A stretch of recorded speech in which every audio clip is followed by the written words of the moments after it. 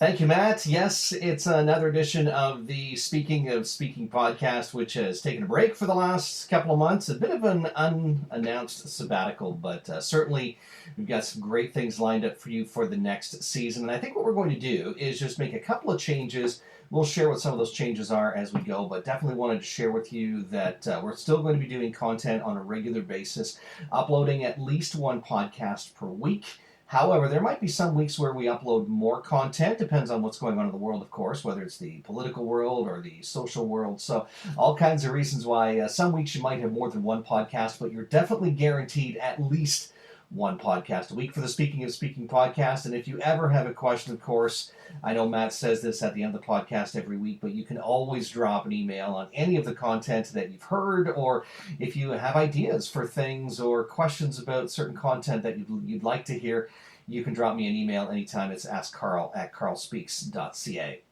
One of the things I want to talk about today is personal branding. Oh, and by the way, I have something special that I'd like to share with you at the end of the podcast. So listen all the way through because I want to make sure that you have an opportunity to take advantage of what I'd like to share with you. But I want to talk about personal branding today because branding is everything, not just personal branding, but branding in general.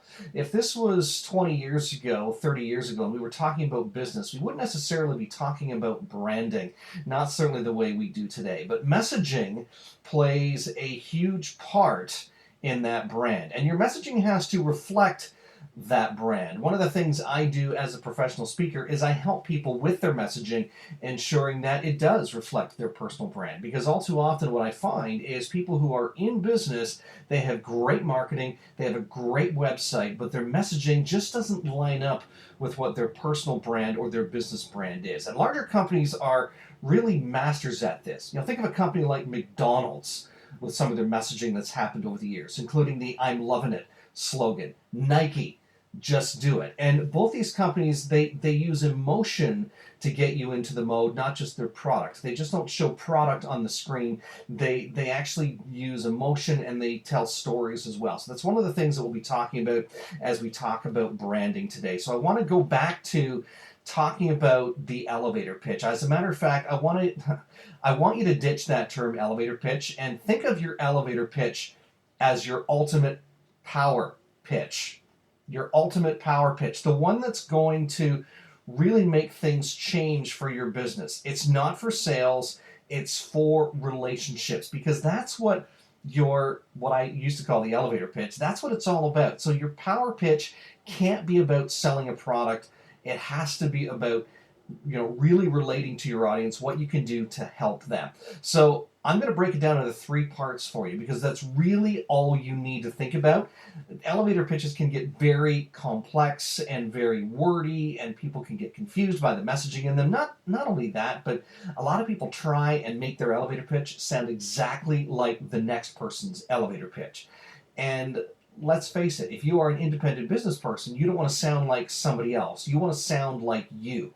Your messaging has to reflect that. Your branding already does. So make sure your power pitch sounds that way too. So 3 parts to this. I want you to make a couple of notes on this as we go. All right. The first part is what I like to call your critical power question or your critical power statement. One of the two, your critical power question or your critical power statement. And you might even have a combination of those two. Now, a couple of points on those. They need to reflect the problem. They need to reflect the problem of your customer, or they need to really speak to your ideal client. All too often I found when I've been working with people through their ultimate power pitch is they know who their ideal client is, but they speak in general terms. You want to create this critical power question or your critical power statement and aim it directly to the audience you're looking at.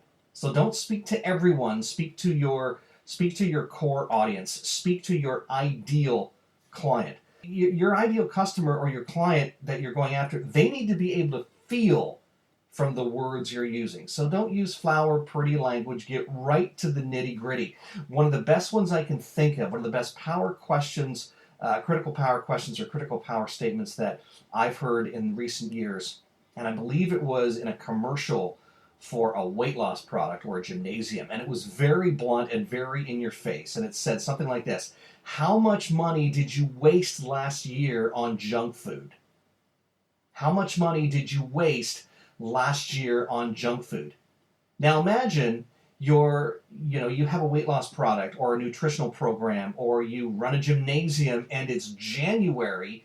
People are already looking at lifestyle changes and wanting to do something different or do something better for themselves. What better way to position it? So think about that. Think about the language you're going to use, because your audience needs to feel it within whatever that problem is. It needs to be simple, it needs to be easy to understand, and the language needs to be plain and simple, not rhetoric or industry jargon. So if you're talking about financial products, I know a lot of people will talk about how much time and do you have the right financial vehicle, and no, really get down to the nitty-gritty. When would you like to retire?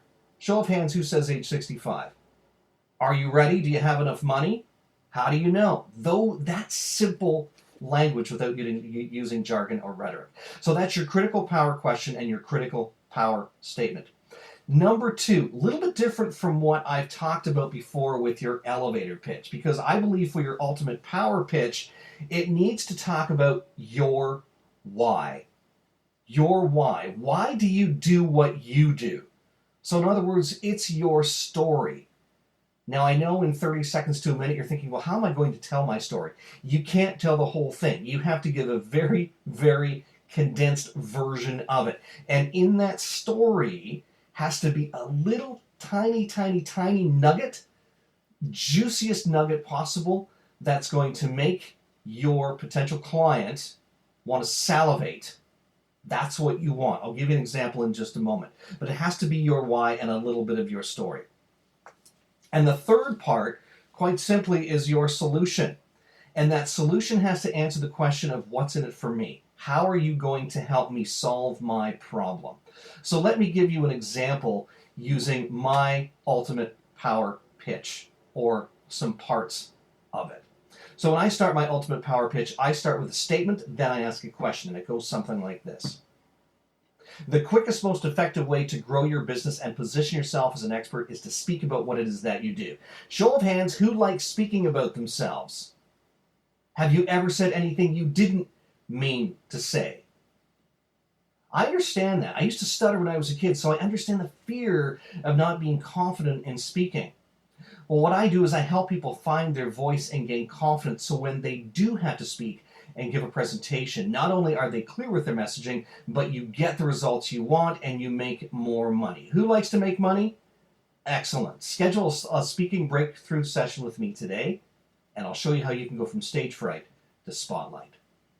That's an example of how I would position my ultimate power pitch. Is it perfect? No, I'm forever evolving it. And that's what you need to do as well with your ultimate power pitch.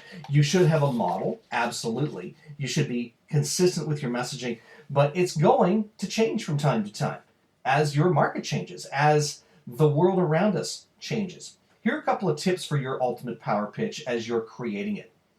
Use inclusive personal language. Now, you might have noticed that I dropped the ball on that a little bit, because I said partway through, I said what I do is I help people find their voice. What I should have said is I help you find your voice, so when you have to speak in front of an audience, not only are you clear with your messaging, but you get the results you want and you make more money. The more you can talk in terms of your audience and say the word you, or be inclusive with we, the closer you're going to get them to an appointment with you. You also don't want to be flip and hip unless that's reflective of your branding. If it is reflective of your branding, have at her. If it's not, don't be funky and punky and get all up in people's face, yo, if that's not what your brand is. You want to be real. You want to be believable. That's the next point I have here. You want to be believable. You don't want to be overly dramatic. You don't want your message to be infused with the language of the gurus. You don't want to sound like Tony Robbins or John Assaraf or any of those people. They have their own brands. They have their own specific languaging that works for them. It's not yours. It's theirs. You also want it to be free from hype, because you want to be real. You are a real person. You want to make sure that you are connecting with the audience on a one-on-one basis. Keep in mind, too, it's not a sales pitch. With the ultimate power pitch, I've heard so many people, or their elevator pitches too, say something like, hi, my name is so-and-so, and hey, this is what I sell. For example, I sell these weight loss products, and wow, there's a sale on them this week. It's a buy one, get one free. I attune throwing sales into your ultimate power pitch with being on a first date and asking someone to marry them. It's not the appropriate time. You wouldn't do that. Even if you've been on several dates, you probably wouldn't ask someone to marry them until the right time, until you've had enough what I like to call touch points. And in the business world, it takes 18 to 24 connections, whether it be through Facebook or other social medias or through one-on-one connections in a networking setting to actually secure someone as a client. All right, so it's not a sales pitch. The ultimate power pitch leads to appointments and potential clients. A sales pitch, in contrast, leads to cash. And it has to be timed correctly, and it has to be appropriate. Now, at the beginning of this podcast, I said that I would share something with you at the end, and that there would be an opportunity. Imagine if I started by saying, I have something amazing to tell you. It's a great offer. It's a great sale. You wouldn't want to listen to the rest of the podcast. You'd tune out because you wouldn't create that curiosity going, I wonder what it is he has for me. You would be ready to tune out because I would be pitching and selling you without being understanding or without being sensitive to your needs in learning what I have to share with you today. All right, so keep that in mind as you go. The power pitch is also not about you. The only part of the power pitch that is about you is the little piece about your story, and that should be succinct and still reflective of the problem that you solve. So with mine, I said, I understand because I used to stutter when I was a kid. I get the fear and anxiety around speaking. It's true. I do. That's why I do what I do. And that's why I am a great solution to what that problem is for people. But that's the only part that's about me. But you see how that still ties in to the people that I'm getting or that I want to have sign on as clients. Okay, it's not about you. It's not about your ideal referral either. Of course, sometimes I hear people say that in their elevator pitch. They'll say, hi, my name is Bill, and I do this for work, and my ideal client is this kind of person. Well, I don't care who your ideal client is. What I care about is, are you the person for me? And I'll judge you. We're always judging, by the way. A lot of people say, well, you shouldn't judge people. We do. As humans, we say we shouldn't, but we always do. I will know if you're the ideal person for me or for my connections by who you are as a person. That's how I will know. Okay? So it's not about your ideal referral. It's what you're going to do to help me. It's also not about your resume. I don't care where you went to school. I don't care how many awards you have behind your name or letters or anything like that. Some people say, well, that's a bit of an insult. That shows my experience. What shows your experience, firstly, is how much you're going to charge me and how much you're going to connect with me. That's what, to me, is most important. At the end of your power pitch, your prospect should be ready to book an appointment with you based on how you're going to solve their problem and based on how you're going to get them there. It's the critical power question or the critical power statement. Also, your why, your story, and that nugget of information. And by the way, I didn't share a nugget of information in mine. A nugget of information, though, that I could share with people if I have the time is something like, the only person in control of their voice is you. The only person in control of their voice or in control of your voice is you. So I could always throw that in there for sure. And then the third thing is your solution. How will you help your potential client? Once they're in an appointment with you, what are the things that will help them decide whether or not you are the person for them? So in other words, what's your promise? How will you help them, and what is your promise that will help them be better or help them with whatever their problem is? So I did say, as I started this episode, that I would be sharing something with you. It's a new opportunity that I'm working on. It's called Pitch Fest, and it's in the beta testing phase right now. But Pitch Fest basically is an opportunity for entrepreneurs to showcase what it is that they do and have a shot at some great business mentoring as well. So it's beta testing in Kingston, Ontario, November 13th, 5 to 7 p.m. You can sign up to pitch. It's $50, and for your $50, you will be competing for a chance at business mentoring for a year. business mentoring for a year with some people that I have partnered with, including some speech coaching, some marketing strategies, some social media support, some website review, and much, much more as well to make that about a $5,000 package. So how cool would that be if for your brand, whether it be your business brand or the company that you're working for, if you could walk away with a year's worth of business mentoring with some already highly skilled business people who are in the world today. All right, so $50 to sign up to pitch in Kingston November 13th, or if you just want to come out and be an audience member too, you can do that, and it's $20 to attend. And you can find the link on my website, carlspeaks.ca, all the information there as well, or send me an email anytime, askcarl@carlspeaks.ca. So I hope this has been helpful for you today in creating not just a standard elevator pitch, but the pitch that pays, or as I like to call it, the ultimate power pitch that will find you in a place where not only are you getting more clients, but getting more of the clients you want. Until next time, it's Carl Richards. Have a fantastic day.